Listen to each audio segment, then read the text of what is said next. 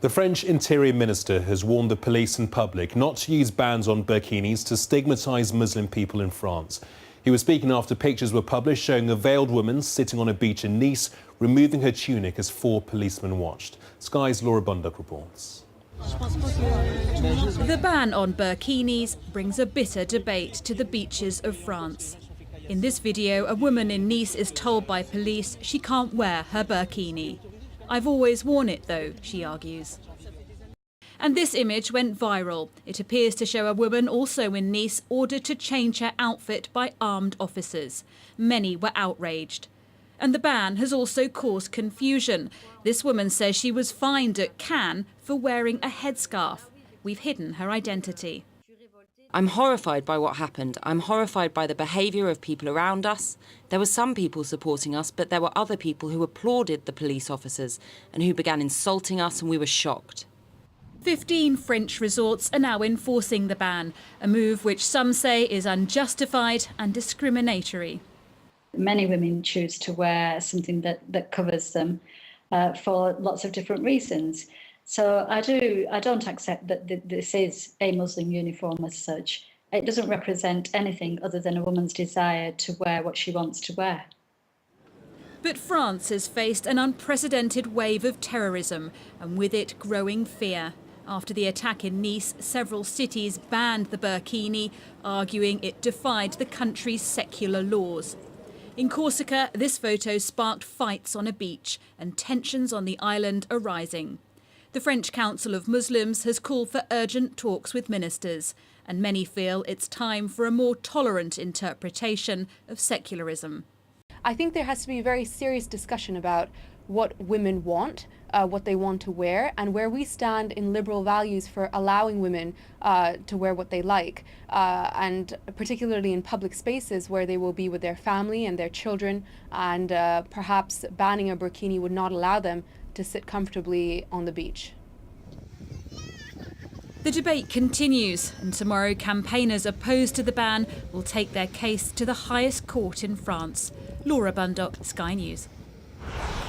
Well, Ramona Ali is an equal rights campaigner and journalist. She joins us now by Skype from Rochester in Kent. Good evening to you, Ramona Ali. We've had this warning from the Interior Minister, the French Interior Minister, this evening that the police and the public shouldn't use this burkini ban to stigmatise Muslims. But is that what it's doing?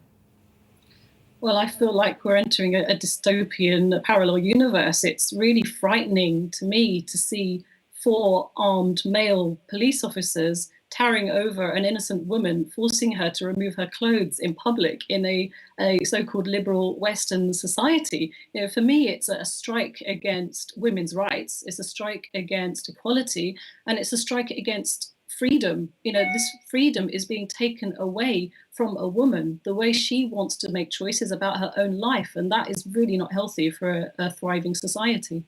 It's being challenged in the courts tomorrow in France. Can you see a legal basis for this ban?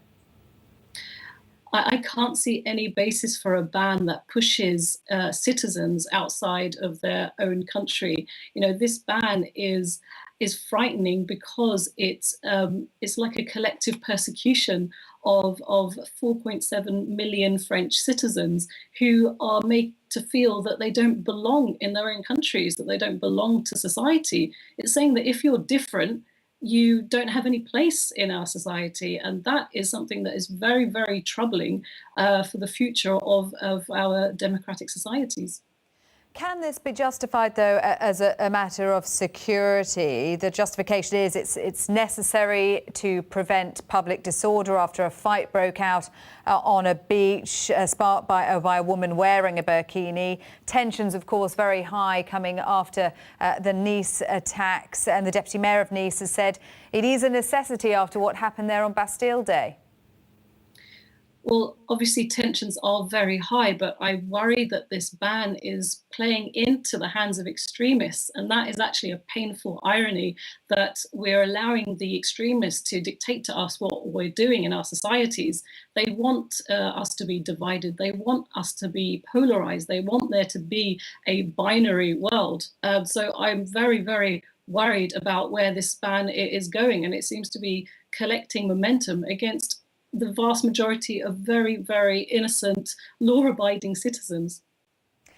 France has a presidential election ahead, and this, of course, is a major issue.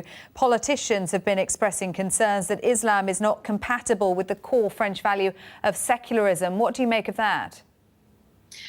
Well, secularism was established because they wanted to have freedom from oppression, and that what is happening in France right now seems to be very oppressive, and it's taking away those freedoms. We have shared values, we have shared universal values, and that includes justice and fairness and equality.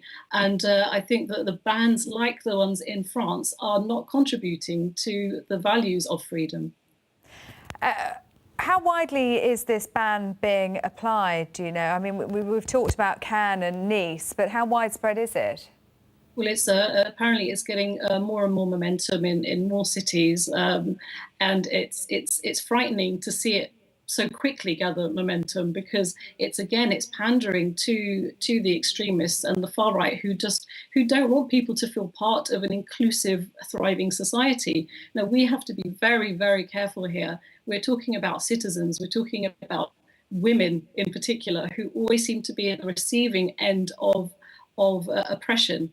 These women have to be included in society. They should feel that they can be a full French citizen, a citizen of any country. So we need to encourage that feeling of belonging, because then that is how we defeat the extremists. OK, Ramona Ali, thank you very much indeed.